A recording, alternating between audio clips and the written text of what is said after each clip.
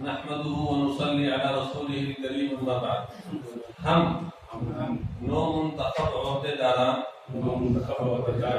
تنظیم ائمہ اوقاف ہریانہ اللہ تعالیٰ کو حاضر و ناظر جان کر یہ حلف اٹھاتے ہیں کہ ہم تنظیم ائمہ اوقاف ہریانہ کے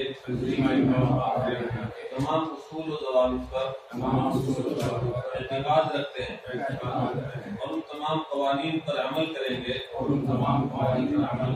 اور تنظیم کے اقتدار اعلیٰ سالمیت کو برقرار رکھیں گے اور جو عہدیدار ہمیں عطا کیے گئے ہیں ان کے تمام فرائض مکمل وفاداری سے انجام دیں گے اور کتنے وقت کے لیے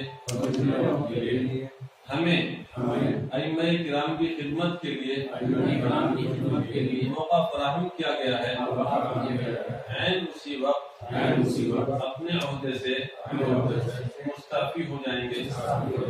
آخر میں اللہ تعالیٰ سے دعا کرتے ہیں کہ اللہ تعالیٰ اس تنظیم کو قوت عطا فرمائے اور ہمیں اپنی ذمہ داری پوری ایمانداری کے ساتھ ادا کرنے کی توفیق عطا فرمائے. اللہ تعالیٰ ہمارا حامی و ناصر رہے اور دین متین وقف بورڈ اور ائمہ کرام کی مخلصانہ خدمات کی ہمیں توفیق عطا فرمائے. آمین. وآخر دعوانا الحمدللہ رب العالمین.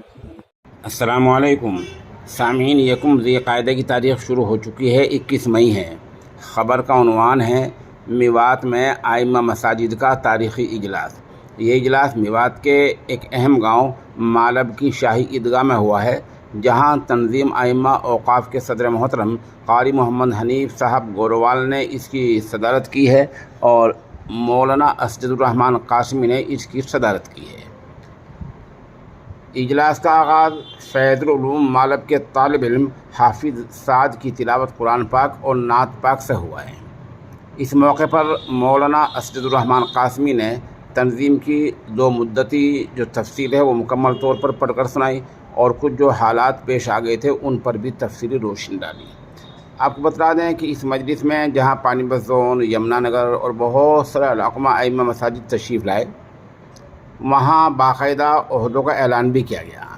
تنظیم ائمہ اوقاف کے ہریانہ کے صدر قاری محمد حنیف، جنرل سیکریٹری مولانا سلیم احمد رحیمی پانی پت، خزانچی مولانا نسیم احمد قاسمی پانی پت، نائب صدور میں بھی ترتیب مولانا اسرار ندوی یمنا نگر، مولانا احمد محمد پور، جوائنٹ سیکریٹری مولانا سالم ندوی، ترجمان قاری فرقان ندوی.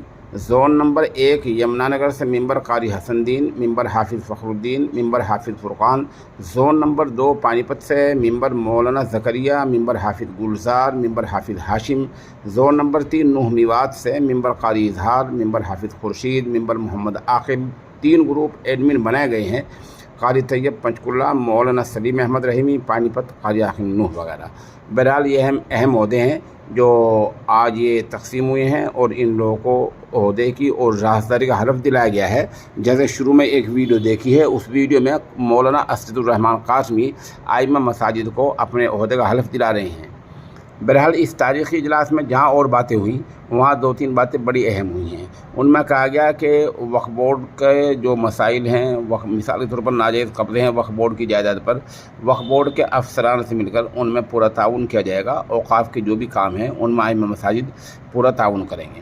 دوسرے کہ ائمہ مساجد اپنی سطح پر، مقامی سطح پر ہر امام نیک سماج کی تشکیل کرے گا اور وہاں محلہ در محلہ لوگوں سے ملاقات کر کے برے کاموں کے خلاف مہم چلائے گا اور نیک کاموں کے حق میں مہم چلائے گا. اس طرح دوسری بات یہ کہی گئی کہ ائمہ مساجد جو انتقال کر جاتے ہیں ان کی اہل اولاد ہے تو اس کے بارے میں ہریانہ وقف بورڈ کے ناظم اعلیٰ چودھری ذاکر حسین سے بات کی جائے گی. اس طرح جو ائمہ مساجد خدام بطور کیریٹیکر مقرر ہیں اور ان کا گریڈ اماموں کے مطابق نہیں ہوا ہے، ان کی بات بھی کی جائے گی. साथ साथ जो आइमा मसाजिद हैं उनका रुतबा बहुत बड़ा होता है, इज़्ज़त बहुत होती है, इसके बारे में बातचीत की जाएगी। बहरहाल ये चंद बात ऐसी हुई, मौके की चंद तस्वीर और वीडियो हम पेश कर रहे हैं। और ख़बर के लिए वहीं से सीनियर सहाफ़ी जनाब मौलाना साबिर कासमी और तंजीम के तर्जुमान कारी फुरकान हिदायती, ये लोग हमारे राब्ते में हैं। और हमारी कोशिश होगी इंशाअल्लाह आइंदा भी हम वक्तन फ़वक्तन तंजीम आइमा औक़ाफ़ की ख़बरों से आपको बाज़ाब्ता आगाह करते रहें।